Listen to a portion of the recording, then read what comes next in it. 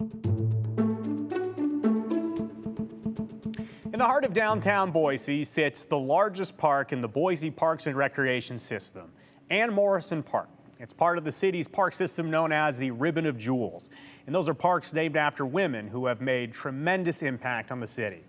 Most know it for its endless acres of grass along the Boise River, for its amazing sports fields, its awesome dog park, and of course, the final destination for all those floaters going down the Boise. But those new to Boise, or maybe even longtime residents, you may not know the name behind the park or her life story, which actually starts in a former Idaho mining town.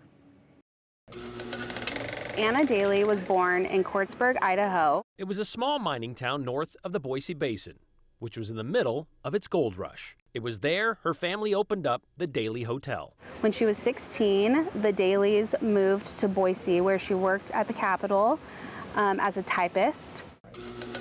She met a man named Harry Morrison, who is the founder of Morrison Company. And that company helped build Boise with projects in and around the city, including the New York Canal and Bogus Basin. Morrison was also responsible for the development of national projects like Penn Station, the San Francisco Bay Bridge, even the Hoover Dam. Anna and Harry eventually married. She traveled with him all over the world to all of the construction sites. Her nickname was the First Lady of Construction. Ann was an ambassador really for Morrison and for the United States. When they traveled across the world, she was the front person that was meeting with other countries' leaders and bringing back information here to Idaho. We're talking about the 1920s, and she is traveling across the world in the 1920s and meeting with other countries' leaders, and that was a really big thing back in that time. The two worked hand in hand for decades as Morrison continued to grow its international reputation. They never had kids, but the company was really their child that they worked together on and traveled to make it a success.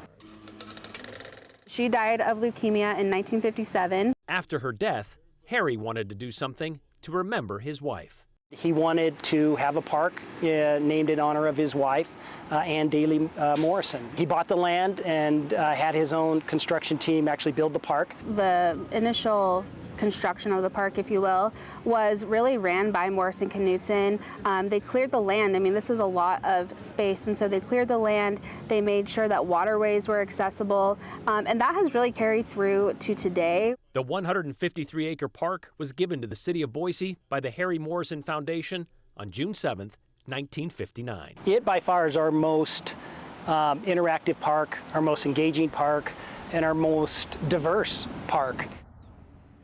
Visitors can take part in everything from an 18-hole disc golf course. Did you know it runs right through the park? Of course, there's soccer, beautiful softball facilities, tennis. You can bring the dog down to Dog Island for a fun dip in the pond.